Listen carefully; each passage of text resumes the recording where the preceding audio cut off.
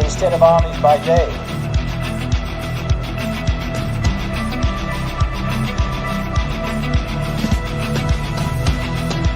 On infiltration instead of invasion. On subversion instead of elections. If I were the devil, I'd take from those who have and give to those who want it until I had killed the incentive of the ambitious. The violence and vandalism is being led by Antifa and other radical left-wing groups who are terrorizing the innocent, destroying jobs, hurting businesses, and burning down buildings.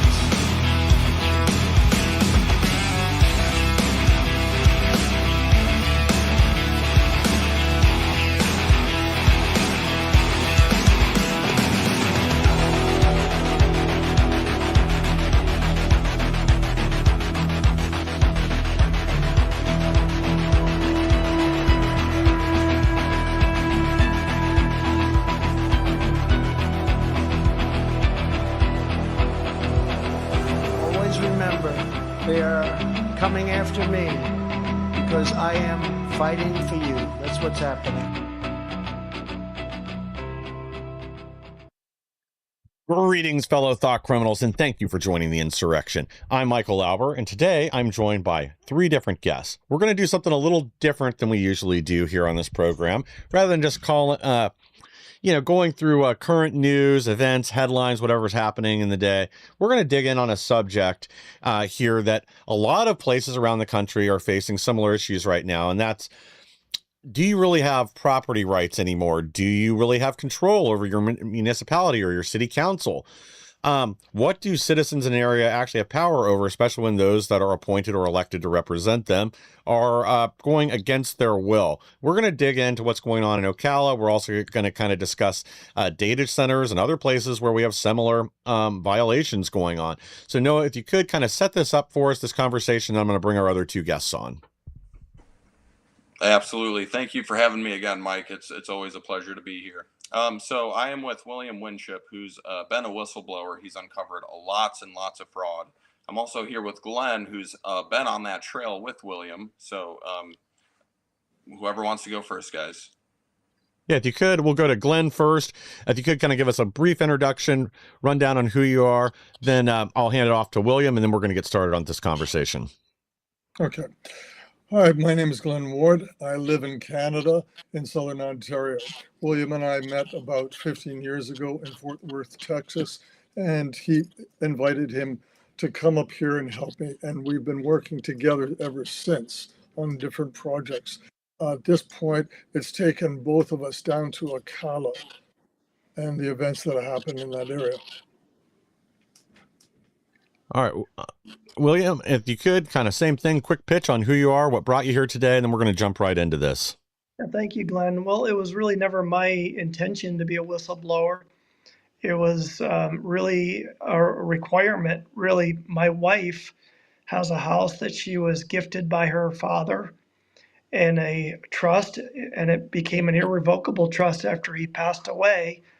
And that's where this all began. It began with a lawsuit trying to take advantage of my wife, who's autistic, by the way, and really unable to understand the sophistication of the legal system. And that's where this all began, and the pain that I have endured as a result. So I guess let's just get started there. So can we go through the situation, what led to this, and then we'll get to where we're at today? Okay. Well, I'm going to kind of go back in my archives, really, and I'm going to go back to receiving a phone call from Lancaster County years ago about a woman who was defrauded on Facebook. And it turns out the fraud turned into a Facebook scam, money going over to Nigeria, and so forth and so on.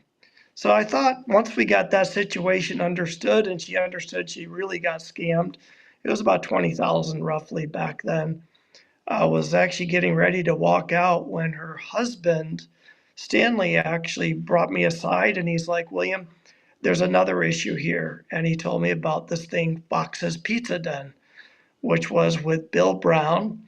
And what Bill Brown was doing is he was going around to the community and he was collecting a bunch of money from various different Amish and Mennonite people to the tune of, I guess, around close to $1 million for this pizza franchise, which the franchisee would never be allowed to do that. So he was just collecting money, and I suppose what I understand, gambling.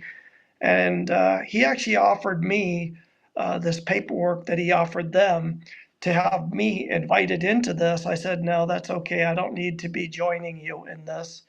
And it turns out that eventually he was actually apprehended, and he got 7 or 8 felonies as a result. He was a good guy. He was a nice guy, personable guy, decent guy. Sadly, he just didn't understand that you don't rip people off. And that's where this all began, really. And then it's escalated now. And this is the reason why I guess I'm here. The escalation really happened with the most recent scam known as the ATM scam. And that was $700 million. And while that was going on, I was investigating, or I should say, I was as a process consultant trying to figure out what happened to one of my clients' money. They invested $400,000 into Bushnell, Florida, into a southern RV park. And his hope was to invest in it and have the park developed and get a return on his investment. And that's been Sure. about 15 years. And it began really as a Ponzi scheme, as I understand it. And once that Ponzi scheme was discovered, the one brother was thrown out and the new brother came in. And it just goes on and on and on. So during that whole series of events, we were being sued by a lawyer in Ocala, Florida, over a house that my wife inherited. And of course, she believed, and I believed, that her dad wanted her to have it. He had a trust set up for her because she's autistic. I like to think of her as special. She's always been my favorite person.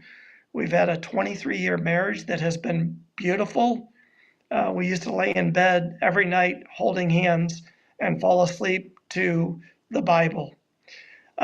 This was interrupted by this lawsuit. Now she's telling me that we're separated, because she can't afford to continue to go through this. She doesn't have the bandwidth to fight something like this. And we made that known in the courts, but they didn't care. They didn't give her accommodations for her autism. They didn't provide her special accommodations. She had 2 lawyers, and the first lawyer was a good guy. He actually is now scheduled to be a judge in Hernando County. And Jason was a great guy. And he flat out told us that he thought it was bogus. It wasn't real, but there isn't a whole lot we can do, and so forth and so on, because he doesn't litigate. The second lawyer told us he was a litigator and he was going to fight viciously and he's going to get this thing resolved. Unfortunately, once he found out that my wife was on the spectrum and autistic, he refused to continue. So he resigned, and then she was forced to represent herself pro se. So that's the series of events. That's what brought me to this. It was never my desire to be a whistleblower.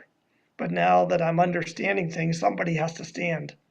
And Glenn has been helping me with coaching and support and encouragement throughout the time. We've even written a few books on the subject. We're not complete with the books because we don't see the whole picture yet, but we see it more specifically, and that relates now to what we've been discovering in Ocala. And I guess that's kind of what I want to get to the heart of here too.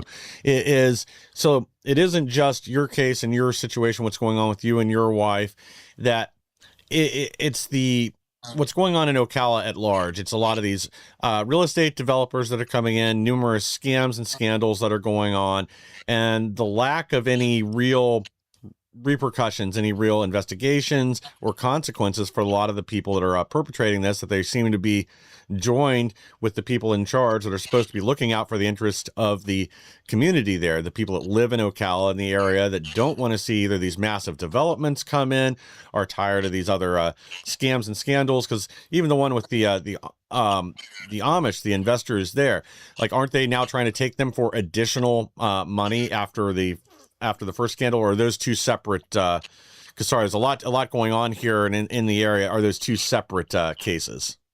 Well, there were several, actually, there were several events that took advantage of the Amish. These are vulnerable people. They're very high trusting.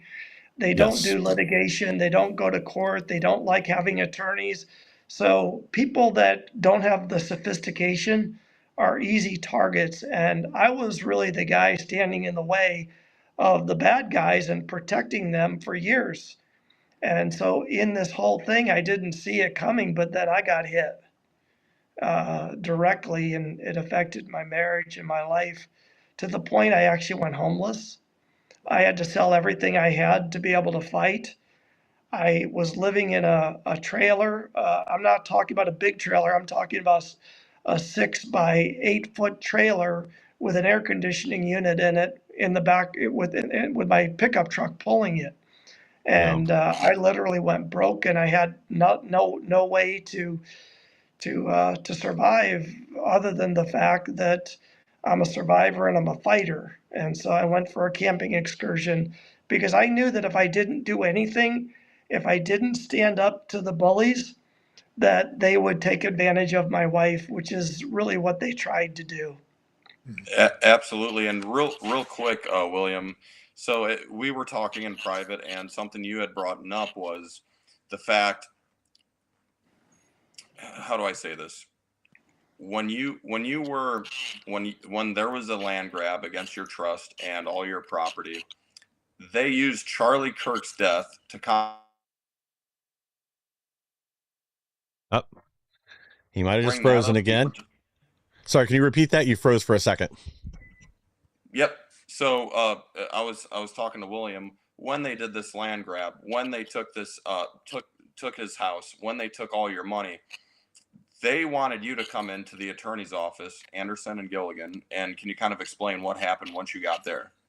Well, what they did is they sent me a document regarding Charlie Kirk, which was very empathetic. It seemed like they're very caring and concerned, which kind of, I was buying into that. I was thinking, these are good guys. They're trying to do the right thing because, after all, these are officers of the court. You want to believe them. And so this document that he sent me was diffusing me. And then the very next day, he went into the courtroom and he completely assassinated my character and my wife's character. And I just listened. I was just sitting there in awe, just amazed that he could swiftly turn from like a Jekyll Hyde kind of personality. And the next day, here is the Jekyll Hyde switch, and it was like a bait and switch. It was trying to make me feel comfortable, make me feel like he's on my side. He cares about the things I care about, including religion. And I often say, there's a difference between using God and being used by God, and I would rather be on the right side of that equation where God can use me. And so my role right now is just to tell the truth, the whole truth, and nothing but the truth. So I ask God to help me in this endeavor, but it is beyond explanation some days. Sure, and this is a lot of things we see when it's pay to play, local communities, local government. We see it on bigger scales too, nationally, federally. Could you go into the point where they talked you into coming into the office to deliver paperwork, and then they had you arrested? Well, what happened is they forced my wife to represent herself pro se, and they changed the narrative. They completely lied, and they actually served me on the property when my wife and I were cleaning it up after the storm. We actually did storm remediation for Samaritan's Purse. And so after that storm, Brooksville was hit. So we were there cleaning up the storm, and they somehow went on Facebook, took pictures of our storm remediation, And they went to the courts claiming that I was dangerous to the community because I was holding an axe, and the axe actually had scripture on it. And we were actually enjoying the remediation work. And Sure. then they used that as another additional lie. So the process server came. He thought it was kind of a big joke, and it scared my wife because she thinks these people who have authority, we've got to be under authority, but they're abusing authority opposed to being under authority, in my opinion. Well, it certainly seems that way. So you're across the state over in, you said Brooksville, so near south of Tampa. And they somehow said that, I mean, I guess I don't even follow their logic there. I mean, I get that it's just made up, but they said because you were helping with storm remediation there and because you were using an axe as part of that, that somehow you're a threat to society, a menace to society. Yeah, they tried to get a restraining order against me because they tried to take me out of the equation because I was the only person protecting my wife. And I have a right to do that as a husband. Sure. Oh, more like a duty to do that.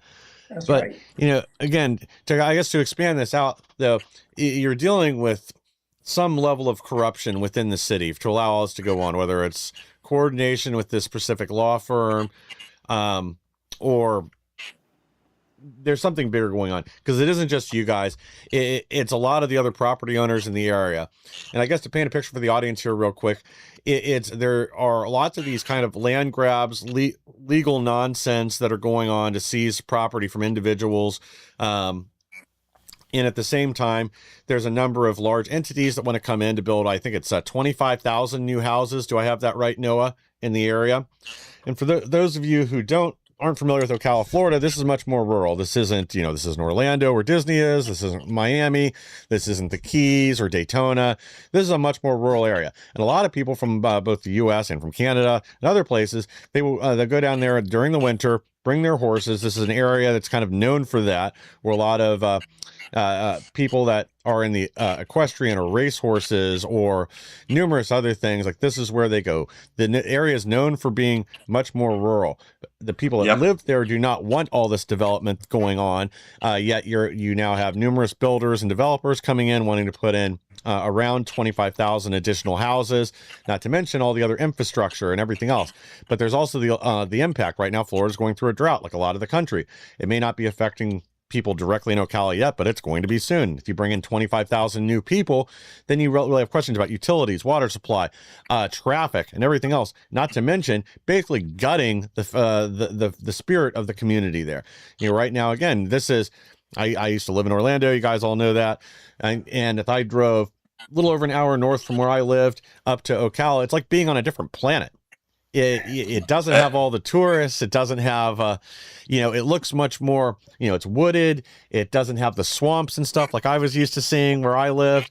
It's a completely different environment. And just bringing all these people will destroy that area. Absolutely. And, Mike, for the last 2 years, Ocala has been the fastest growing city in the United States. We don't have the room.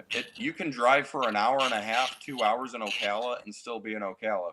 We have a lot of accidents, especially off of 200. We're growing too big, and we have some of the most beautiful horse country, weeping willow trees.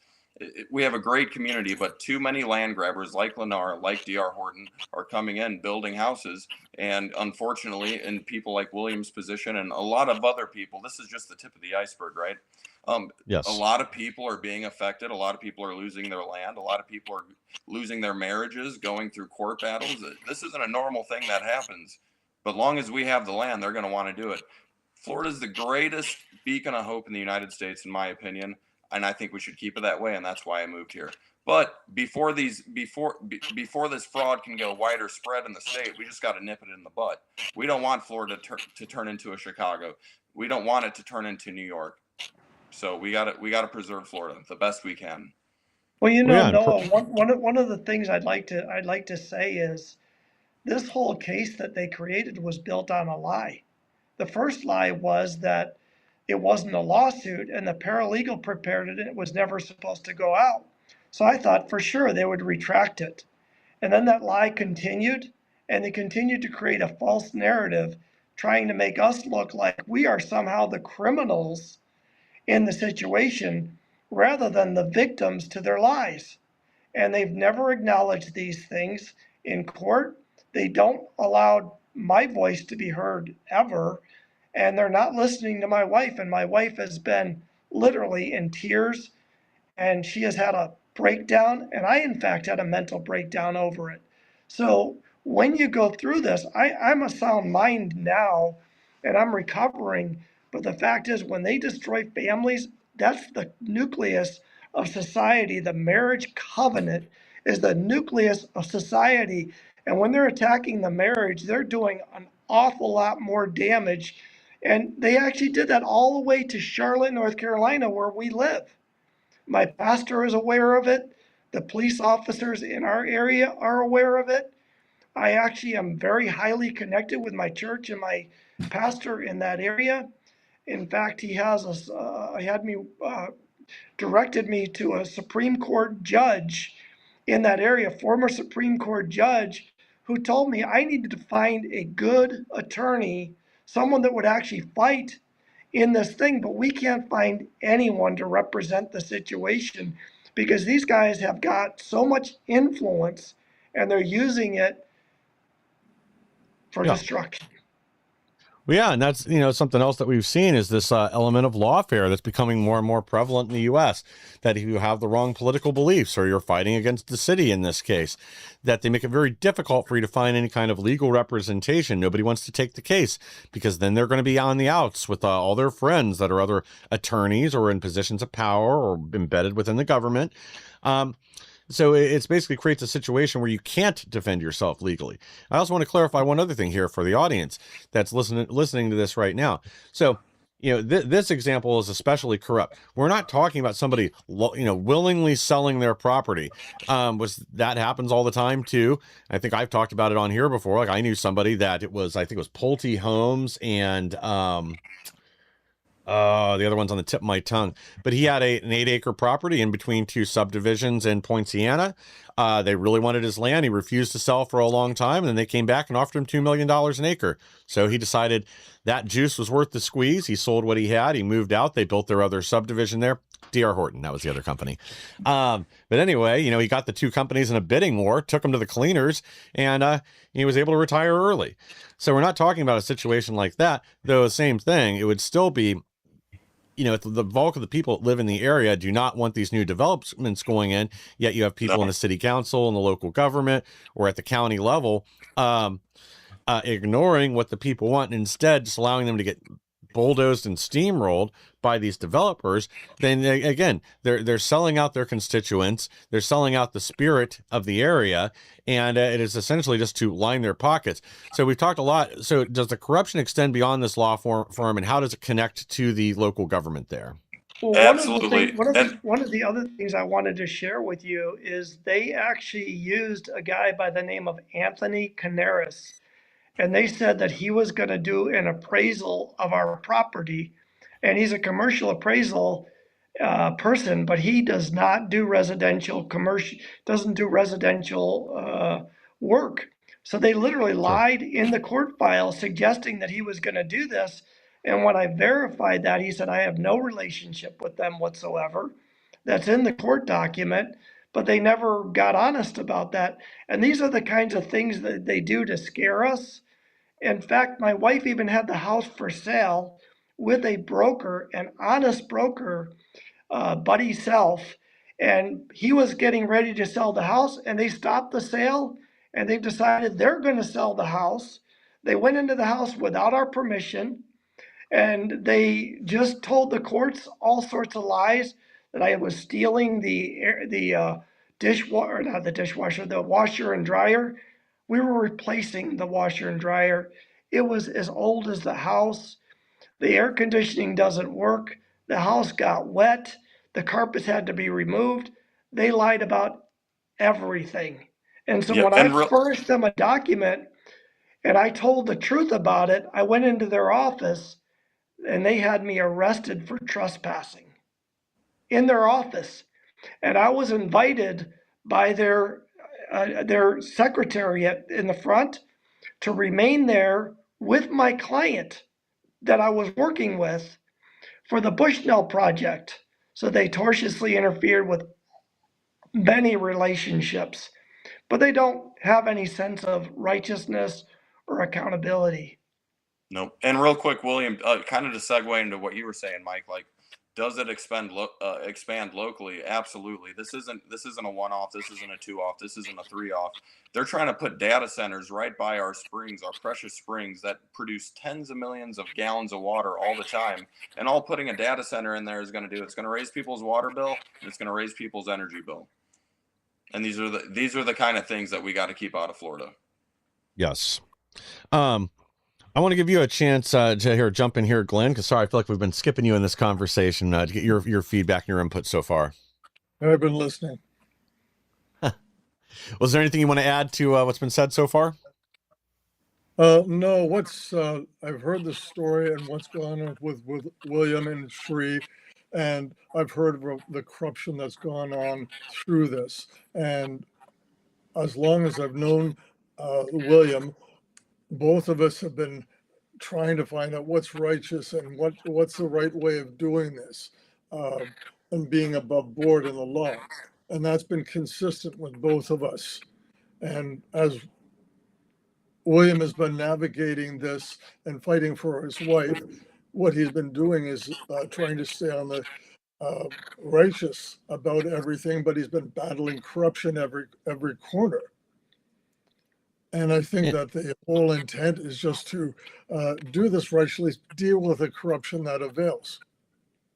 Yeah, it sounds kind of like they just want to wear him out and prevent his ability to fight back, or he'll just throw up his hands, give up, say, you know what, just write me a check and I'll be out of here. I'll be out of your hair. We don't want to deal with this anymore. And that's a problem too. I won't allow that to happen.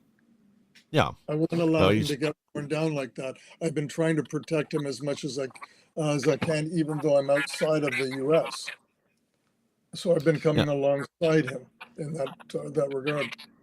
And Glenn, you've been dealing with the same thing in Canada. I mean, especially what happened with the truckers convoy. It's just full scale, and it's not okay to hurt the average man. It's not okay to hurt our citizens. We're the people that make the world go around, and it's time that we expose corruption and do something good. It is, and here in Canada, we have a form of what's going on at CALA, the fireside tax. We have corruption, but it's masked. The taxes are manufactured in a way that they look like higher taxes, but really what they're doing is they're covering corruption. And that's what's happening in Canada for the past 10 years, particularly with Trudeau. We've had corruption upon corruption upon corruption that they've tried to mask. And that's been the tension between Canada and the U.S. The U.S. is being racist, but Canada is being corrupt in their governance. And the Liberals do not want to have that exposed at all. Yeah. But I think their time is coming up. Yeah. Well, you guys in Canada are really getting pounded. I mean, you basically don't even have property rights up there anymore.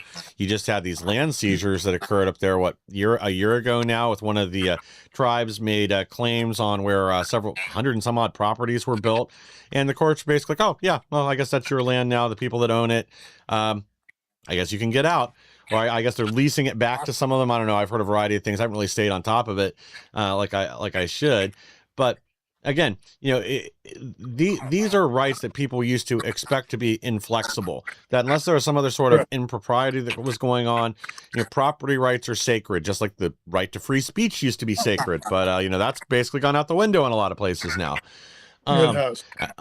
And people really don't understand, like the slippery slope to tyranny. I mean, we should be fully aware of it, especially when you look at what's going on in the UK, in France, and over in Europe right now, where we're beginning to implement these control systems.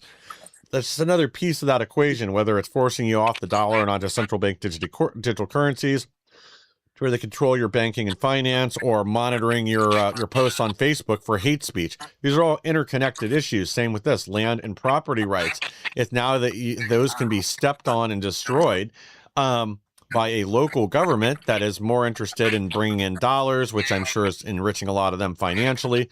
That I guess we probably shouldn't even get to that yet, but it's a huge problem. Again, these are fundamental rights. These are enshrined in the Constitution and our laws for a reason. That's because they didn't want to go through what happened in other countries where things could just be stolen out from under people. You could work for something your whole life, build it up, and all of a sudden some judge comes along and just says that's not yours anymore, and we're taking it. Eminent domain, I guess that's kind of what I'm getting at. And I understand real issues of eminent domain. Like if there's a toxic waste spill in an area or something like that, and you need everybody to evacuate, you've got to buy out their houses, fine. That's the intent of the law. Or a real strategic or military need. You've got a base over here, it has to expand, put a runway in, and you got to seize 3 acres off Joe Bob's farm over there, then that's the intention of the law. But now what we see in a lot of municipalities is they're using rules for eminent domain on what will enrich the county more. Hey, we'll get more tax dollars out of this guy's farm if it's not a farm anymore, and instead it's a strip mall or a new subdivision with 2,500 houses in it. We'll make a lot more then. So that makes it in our interest. So we're going to use eminent domain to seize this property. Now, I haven't seen examples of that in Ocala yet. Not to say that it hasn't already gone on with other property seizures using eminent domain, but they are using a lot of other, let's call it legal posturing and maneuvers to either force sales or, like in your case, essentially beat you down legally till you feel like you have no other alternative except to sell. And if that doesn't work, I imagine they'll probably be filing some sort of a document to just seize the land out from under you and your wife. Yeah, and I wanted to touch lawfare, and this is how fraud works, and especially just in Ocala. The city gets a $70 million lawsuit, or I'm sorry, $80 million lawsuit they have to pay out. The city's not paying that. They're not in budget. They're raising the tax dollars of everyday average working Joes, and we're footing the bill for it. Yeah. Well, that's the same thing we see going on in Chicago. Here, sorry, go ahead. The $80 million that was part of the unconstitutional tax, it turns out that they've had to take a bank loan for $60 million. And so even though they refunded the money back to the people that actually the taxpayers are the ones that were hurt the most because they're the ones that actually have to pay it back. There is some protection from what I understand.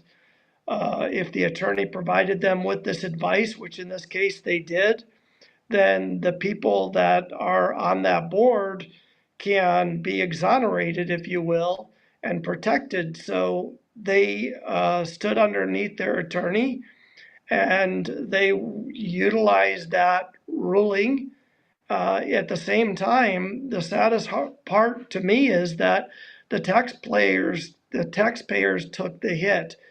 And you know what? I can acknowledge that somebody could make a mistake and maybe not understand what it means to put together a tax or a fee. But when it starts impacting the individual homeowners, the blue collar workers, then it becomes problematic. Oh, yeah. Well, and that's kind of the bottom line here.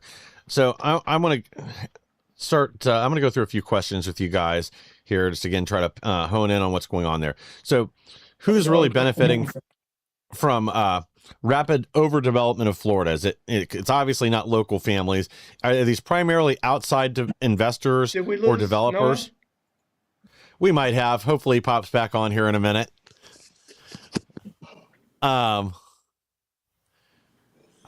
We might have lost Glenn too. He disappeared out of the scene. But I kind of want to hone in on this. Like, this isn't something that's happening with the locals. Are these are the primary beneficiaries like outside investors, outside companies that are coming in, and that's what's spurring this along? Or is it people from within the community that have suddenly decided like now it's time to cash in? Now that more and more people are moving to Florida, we can develop this whole area. We can all make a fortune and laugh all the way to the bank. And it doesn't matter who that's lived here locally's land we're taking to do that.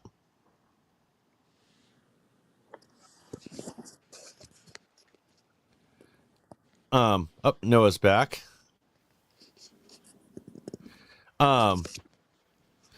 So I guess let's go here real quick. So who really is benefiting from this rapid overdevelopment of Florida? Because again, Yeah, we've been back. It's never stops. Um, So local, is it local families or just outside investors and developers? I think it's. I think the easy answer is a lot of outside developers, a lot of people like Lennar, D.R. Horton. But you know, there's people from within, like county commissioners, sheriffs, mayors. It's a lot of people who, you know, and you know, they don't need a lot of money to make these things happen. They just need a little bit. So I think it's everybody, but the people that are funding it are the developers, are the people wanting to land grab, are the corporations that want to put the data centers in. It's pay to play So, politics. No, yeah, if I could but go into the development phase, when I lived here in Florida years ago, I was able to obtain my CAM license, which is a Community Association Manager's License. And I work with a variety of high quality developers like Lord Taylor in the Meadows. He was my client. Ron Spector, who built one of the tallest brick buildings in Sarasota, Florida. I worked with the city auditor and clerk years ago, Bob McClellan, a big name in the community. And we were operating with ethics. And really, what's happening now in this situation and situations like this, the question is, how can an attorney represent both the city and the contractors without there being a conflict of interest? Yet it happened. And of course, there was a clause placed in the files with the agreement with the Gilligan firm, trying to make that okay somehow. And I'm not saying there's shenanigans happening. I'm just saying avoiding the very appearance of evil would be a good idea. And then most recently, I've been watching the Ocala community, and I'm watching this beautiful family. They're losing their property that they have in a trust because they want to build Disney World instead of a horse farm, and they don't want that to happen. Yet the powers to be are enforcing that and forcing them against their will to do something that they don't want to do. So when did it become the government's idea? And I'm not anti-government, but when did it become the government's job to take advantage of people when they don't want to do something, respect them because there's boundaries? In our case, there no. were no boundaries. They just bulldozed us. They even used the neighbor next door to intimidate us. Every time we came on the property, we would have to call the police or the police would come. It was chaos. And the first time my wife went back, by permission, by the way, to sell the house, to sell the assets, because it was her job, her fiduciary role as the beneficiary and the executor. The stepmom had her handcuffed physically. I've never imagined my wife going in handcuffs, and they literally lifted her up and down in the chair till her hand, her, uh, her wrists were bruised and damaged. And we were fortunate enough to have called a private detective, and then we had the senior police officers come in and de-escalate the situation. But my wife was manhandled and abused. And then I went on my phone because I had videoed that. Not that I was enjoying it. I was terrified. I was concerned. It was like she was being raped in front of me. And I literally went into my phone and it was erased. It was gone. So they erased the video file. So when I went into the Anderson office the last time, I actually went to the state's attorney with the document I was serving them, gave them a copy. I took a copy to the Hernando County Sheriff's Office, same copy of the document, and I went into the office with a witness peacefully by permission of the office lady, Tracy Hedrick is her name. She told us to sit there and wait because she was going to go get Christopher. Christopher never showed up. The police came, apprehended me, and threw me in jail against my will. I was kidnapped, literally, taken into jail for 3 days uh, for no reason. I did not commit a crime. I did everything, if you will, by the book to protect myself, to protect my wife, because I knew what they were going to do, because that's what they did the last time we were on the property by serving us with this process server. They were trying to incriminate us and make us look like criminals for what? Inheriting a property from a father that loved his daughter, who built that house together? She picked out the curtains. This was her Well, house growing up. It's terrible. Not only that, but they also filed a lawsuit against my wife's sister who had a major brain aneurysm, who can't possibly fight for herself, but they included her to try to make this case somehow even more egregious, if you will. I guess that's a term I've learned. I've learned a lot from these guys. They've taught me what all these words mean because I didn't know that. I'm not smart enough to know that. I'm not a lawyer. I'm just a contractor. I've been working my whole life. My wife and I have worked our whole life to build our life. And now everything is gone because I'm losing everything because these guys have attacked us so viciously. well, yeah, and again, you guys did mention something there a minute ago. So the city and these outside companies that are interested in the land or want to take the land. So the city, they share the same attorneys. You guys mentioned that was a clear conflict of interest. How long has this been going on? Has anybody like raised a concern there? Because again, does seem like a clear conflict, especially if, again, you presumably the city council should be there to represent the interests of the citizens that live in the area. They certainly shouldn't be contracting and utilizing the same firm. Maybe if they do it for other things, fine, but especially like in this case, if they're both have the same counsel, then it seems like the deck's stacked against you.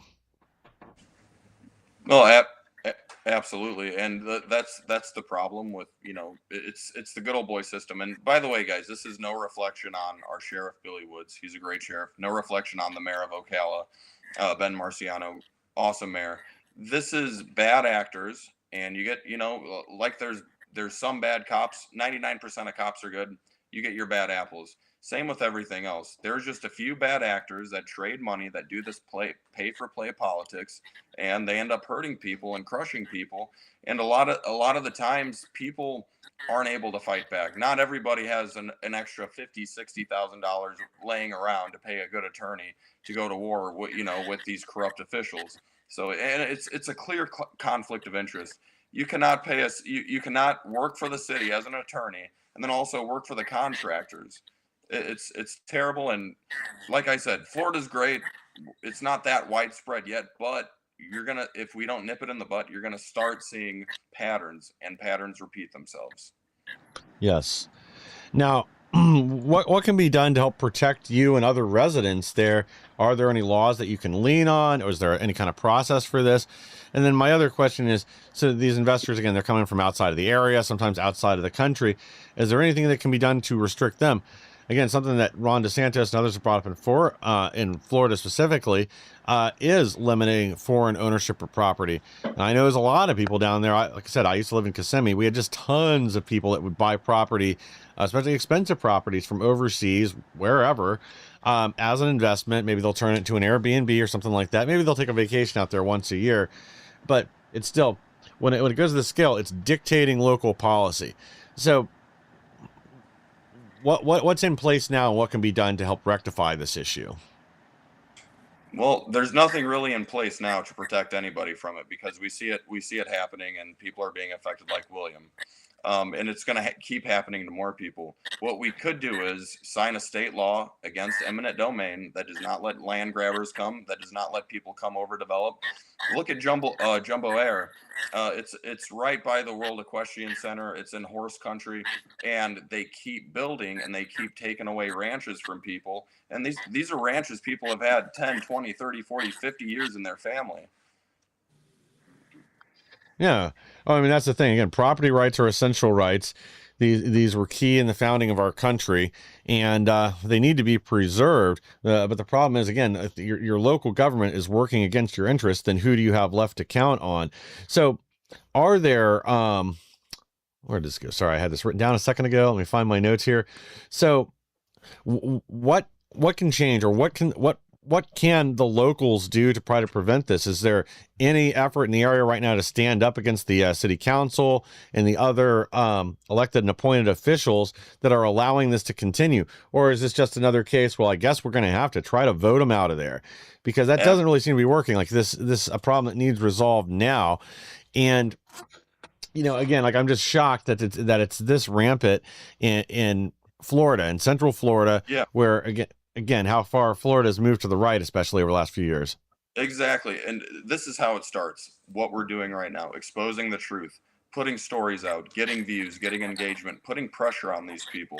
At the end of the day, Florida is a great beacon of hope. It's an amazing state, but you got to stop the bad actors before it expands, before it gets too far. And that's what we're going to do. We're going to hit them with national stories. We're going to be doing press conferences. We're going to be going to the World Equestrian Center and talking to everyday ranch owners, we're going to make such a movement out of this that it's going to stop. And also a shout out to Brian Weedmiller. He's running for Marion County Commissioner. He has the same exact thoughts on what we do. He's not bought. He's not paid for. He wants to do the right thing. So it's about getting good people in the right positions, exposing it, getting views, getting engagement, and that's how you start. Well said. All right. We are going to take a quick break here from one of our sponsors, and so stay tuned. We'll be right back with even more. Well, hello, everybody. It's Annie Cyrus. Welcome to my art studio where all the magic happens. This is the station for painting, and that is the station for all the resin art I do. If you want to check out my art, all you gotta do is go to lutfstudio.com.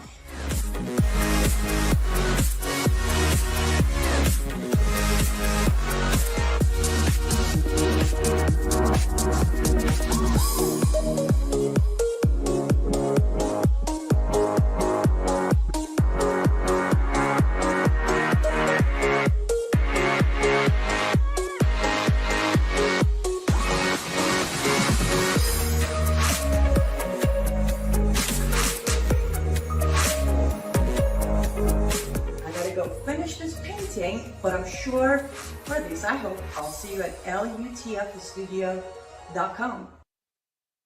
All right. Thank you for staying with us. And again, the best way to support our program and all the great programs here on X America News is by supporting our sponsors. And right now, you can go to lutfstudio.com, get yourself a unique, one-of-a-kind, handmade piece of art from Annie Cyrus. And remember, if you do see something on there, you really like it, but, the color just doesn't match your zebra print couch. Remember, you can always message her. She will get back to you in a timely manner with approximate delivery date and what the price will be for that custom item. And again, I don't want you guys to forget about her book, Architecture of Jihad, that is already up on Amazon. She's been on the bestsellers list in a couple different categories on and off for the last month or so. So thank you for that, for everybody that bought the book already. If you haven't picked up a copy, go get one right now. And she is working on the audio version of the book right now. That should be up and for sale here shortly. I know she's just making some tweaks on it, going back, listening to it one more time to make sure everything sounds perfect. And that should be up there shortly, so I'm sure we'll have an update when that happens. And guys, also make sure you check out Annie's program, Live Up to Freedom, Monday through Friday here at 4 p.m. on X America News. You want to know what's going on in the Middle East or what fresh hell she's investigating here in the U.S., that's where to find it. So again, thank you to Annie. Thank you to everybody that helps makes this show possible. And thank you to Annie for all the hard work she's doing right now. She's already working on her next book. Got some of the write-up to start reviewing. I think you guys are going to like it. All right. So to get this back into and maybe kind of refocus this conversation again a little bit, because what's going on to you over there is horrible, but this is much, much wider spread. And it's a problem we're starting to see around the country in other areas too. Let me pull this up here real quick. Because we know that, we've talked about this before, guys, here on this show, at least in a few other areas. We talked about New York, up in the Poconos, where same thing. We've had big developers come in and data centers wanting to put in, they're just mowing down trees like it's nobody's business to put in new solar plants.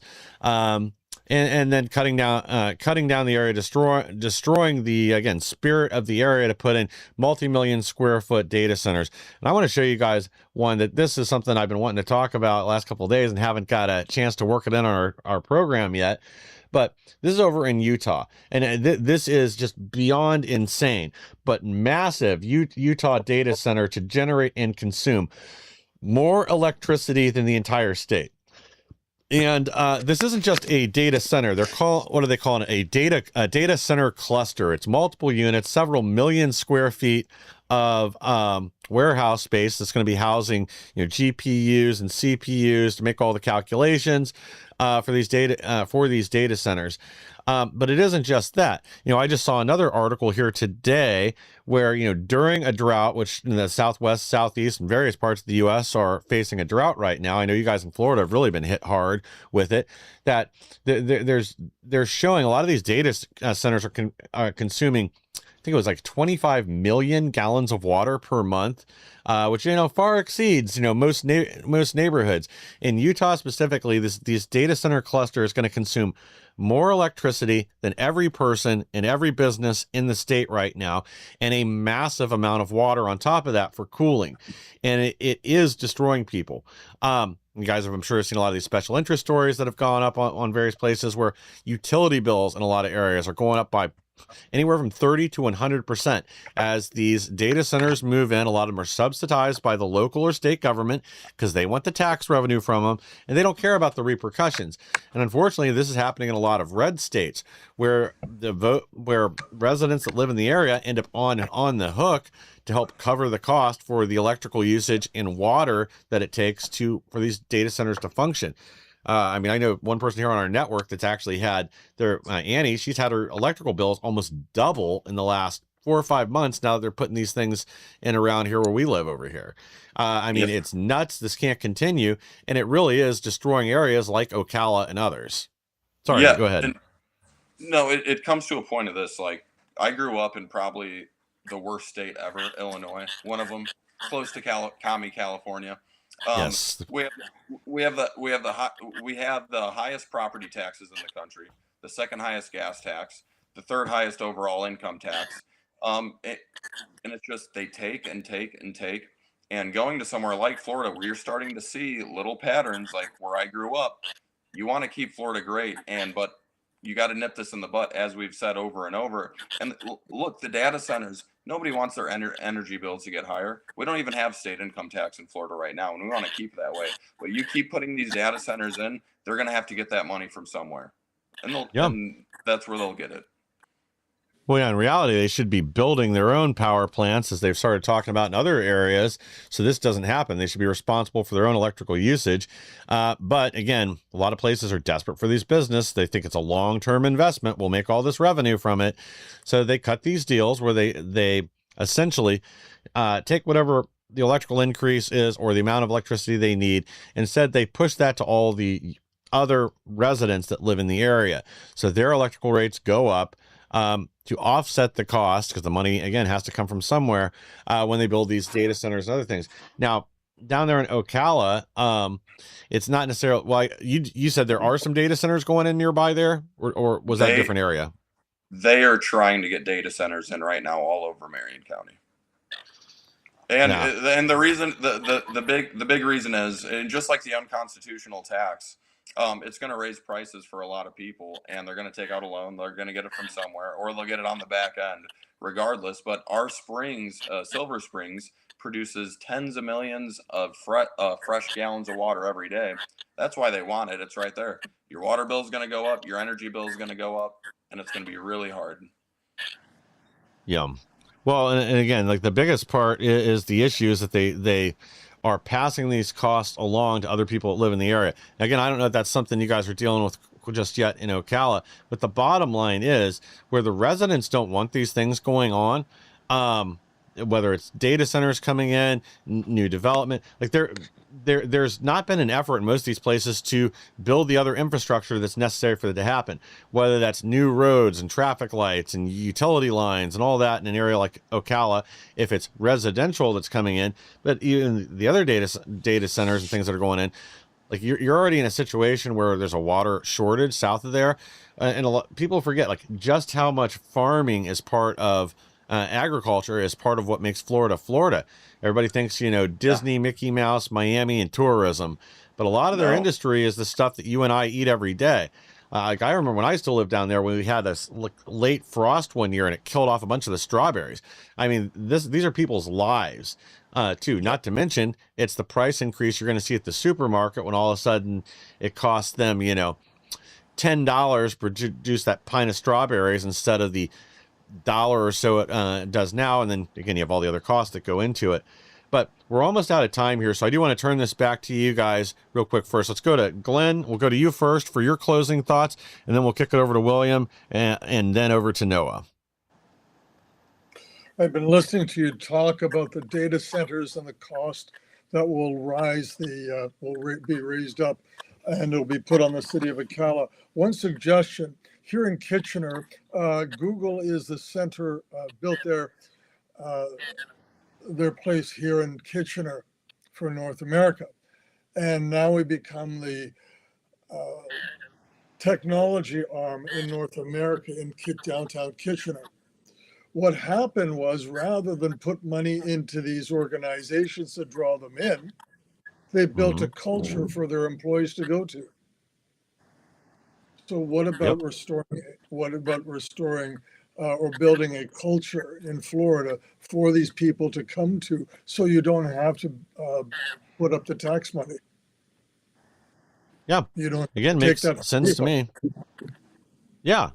Well, I mean, that's the way it should be. I can understand some like tax breaks or short-term things when you want to bring in a huge business. There was a big controversy here, not too far from where I live, down in Cincinnati a few years ago. They'd reached out to Elizabeth Healthcare. I think they're based out of Kentucky, and sorry if I'm misquoting that, but they wanted them to move their headquarters over the river. So they gave them a large tax break that would last for a few short years, but the other side of that coin is that money didn't have to come from all the residents. The city basically just took a waiver on the taxes for a short time. That kind of stuff I'm okay with, especially, again, if it actually provides jobs. But that's the other side with these data centers is I don't think most people understand just how few jobs these things will provide after construction. During construction, yes, it may provide a few thousand people with high-paid jobs. But a lot of these, again, this stuff changes all the time, so there's different numbers out there too.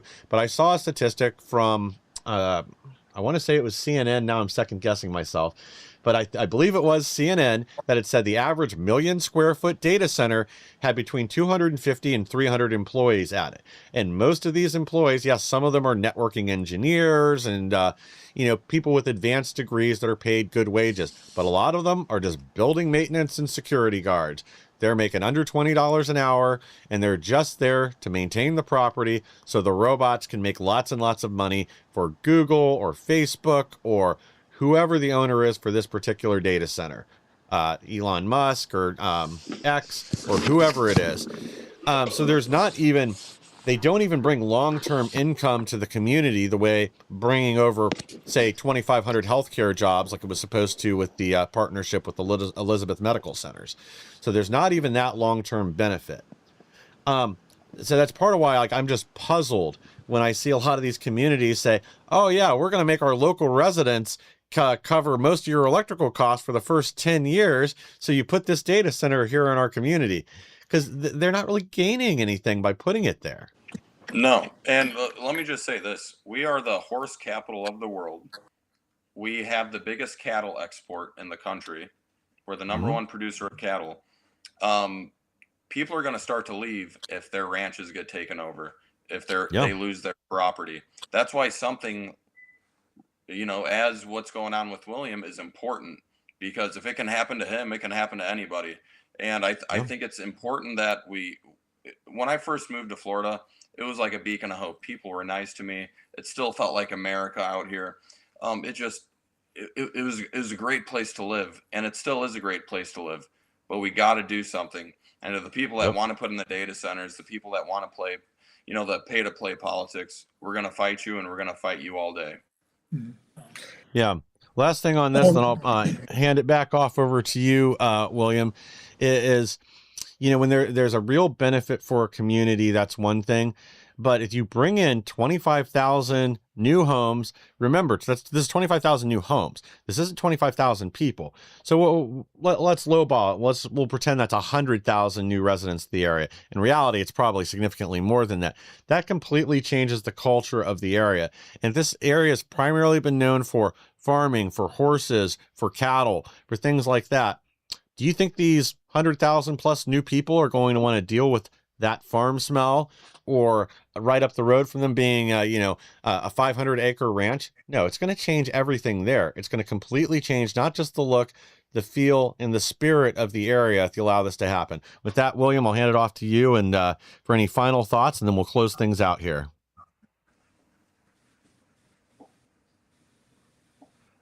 William, was there anything you wanted to add to this, or any words of wisdom you want to leave the audience with before we wrap up? Oh, I don't think you can hear us. He might not be able to hear us. Well, I guess I'll just wrap things up here then. There he goes. Sorry, go ahead. I don't think he can hear you. Yeah, we might be having a connection problem.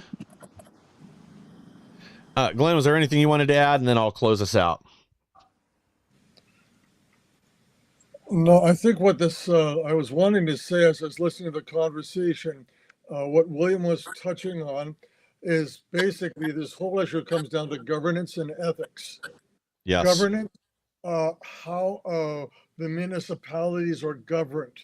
By the sounds of it, they throw that out the window so that they can be able to play around with the laws, play around with the choices that make. The other thing is ethics. Ethics, there is no place for it. If you have those two things in place, what you have are two walls that organization have to bounce against on the decision. And what it sounds like in Florida, in Ocala, you're dealing with the ethics and the ethics and the governance issue, and that has to be replaced. It's not something that you just paste on the wall and leave there for people, visitors to see. It's something you actually act upon. Yes, that's well said. I was actually told to file a grievance with the Florida Bar, and so I did. I filed a grievance with the Florida Bar, but I didn't get much traction there, and I was told to do that by the Ocala Gazette, the lady that's actually runs the Ocala Gazette. After having a conversation with her, I told her what happened to me because I was watching everything that happened in Ocala after this happened. I wasn't even aware of what was going on. I mean, I just thought, this was an officer of the court, a legitimate attorney. Like, I used to have an attorney that was honest, and unfortunately he's passed away, but he was a man of great character and integrity. So I just thought all lawyers were like that. But I find out that these guys don't play by the same rule book that my attorney played by. And so they kind of make the rules up as they go, and they make the story up as they go. And I don't think they mind telling the judge whatever they have to tell them to get what they want. In this case, they want to get fees based on a house that belongs to my wife, who doesn't want to sell it. She flat out is not interested in selling it. Although she had it listed for sale and was planning to sell it, they interrupted that. So now she is beside herself. We've been paying taxes for years. The other party involved hasn't paid anything, hasn't paid any maintenance, repairs, or anything. And, this is not about us being a victim. This is about, if this is happening to us and they can get away with this, they'll do it to you. And, this isn't even about a fair fight. It wasn't even a fair fight. It wasn't even an honest fight. You don't take a husband and push him to the side. You don't take a wife and attack her. That's just not the way real life is supposed to happen. But I've never seen anything like this. My father-in-law was part of the NRA. He supported the Wounded Warrior Project. He cared about those things. My wife wasn't even given an opportunity to memorialize this guy. Literally, before they came in and aggressively tried to take the house away from her because they knew they could do it, because it happened in her mother's estate as well. The brothers took the house from My wife, they did, and it was Ocala too. Same Ocala groups, not the same attorneys, but same plan of action. Plan of action was, let's just take advantage of Cherie, and there was nothing I could do. But I didn't want to see her have this happen to her a second time. Sure. Well, again, Glenn, you said something a minute ago that I think really puts a bow on this and to kind of tie things together. When we see this level of corruption in D.C., the lack of ethics there, this trickles out further down to state governments and now even to local municipalities, where it seems like the people in leadership are no longer there to serve our society, to serve their community. They are there to enrich themselves, that they are there to get theirs and get out before anybody can sue them or do anything else. That this whole sense of this being our society, our community, and we are here to be good stewards of this and pass this on to future generations is gone. That it seems like now it's more about getting your own, whether that's through insider trading or whatever else. We're here working with a lot of these developers that want to come in. They're going to get their paycheck and screw everybody else. Forget what else is going on in Ocala. Forget what may destroy the area that they hopefully grew to love. But it's really just about lining their own pocket. It's about getting that paycheck. Gentlemen, I want to thank all of you for joining us here today. To our audience, thank you for joining us. Please like, share, and subscribe. Help us to grow so we can bring more people the news the mainstream media doesn't want you to hear. And I'll be